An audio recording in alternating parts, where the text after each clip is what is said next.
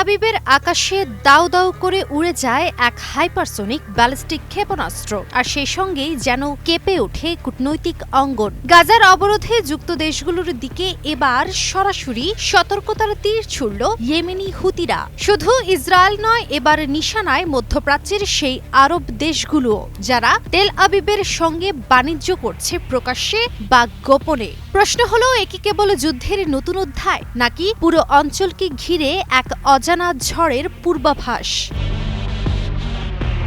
৫ August তারিখটা এখন কূটনৈতিক ক্যালেন্ডারে লাল দাগে চিহ্নিত। হুতি বাহিনীর মুখপাত্র ইয়াহিয়া সারির দাবি, সেদিন তাদের ক্ষেপণাস্ত্র বাহিনী তেল আবিবের বেন গুরিয়ন বিমানবন্দরের দিকে নিক্ষেপ করে ফিলিস্তিন 2 নামের এক হাইপারসোনিক ব্যালিস্টিক ক্ষেপণাস্ত্র। লক্ষ্য ছিল বিমানবন্দরের কার্যক্রম থামিয়ে দেয়া আর লাখ লাখ ইহুদি বসতি স্থাপনকারীকে ঠেলে দেয়া আতঙ্কের আশ্রয়কেন্দ্রে।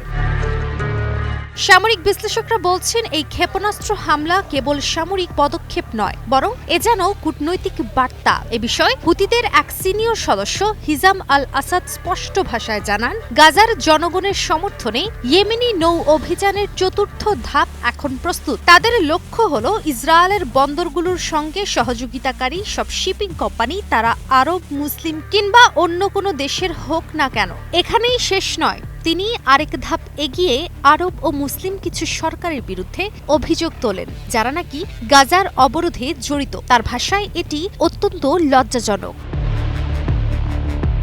হুতিদের বক্তব্য স্পষ্ট, তারা ভয় পায় না কোনো হুমকিকে। ইয়াহিয়া সারি আরও জানান, তাদের জনগণ ফিলিস্তিনকে সাহায্য করার ক্ষেত্রে ভয় পায় না। তারা বিজয় না হওয়া পর্যন্ত গাজার সঙ্গে আছে, স্বাধীন না হওয়া পর্যন্ত ফিলিস্তিনের সঙ্গে আছে, আগ্রাসন বন্ধ না হওয়া এবং অবরোধ তুলে না নেওয়া পর্যন্ত চলবে এই অভিযান। একমাত্র স্মার্ট সিটি বসুন্ধরা, আধুনিকতায় এক ধাপ এগিয়ে।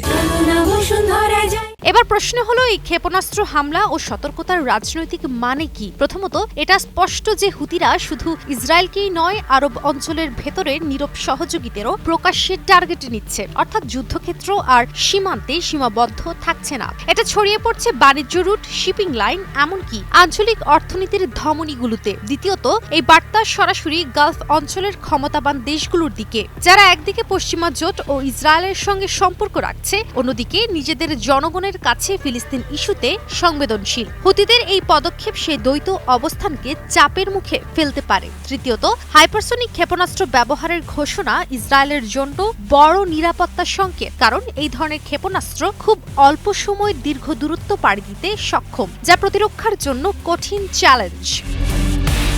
সবশেষে এই ঘটনাকে শুধু আঞ্চলিক উত্তেজনা বললে ভুল হবে। এটা মধ্যপ্রাচ্যের কূটনৈতিক ভারসাম্য নড়বড়ে করার মতো একটা বড় কৌশলগত বার্তা। হুতিরা দেখাতে চাইছে তারা শুধু প্রতিরক্ষার খেলোয়াড় নয়, বরং আঞ্চলিক দাবার বোর্ডে সক্রিয় আক্রমণকারী।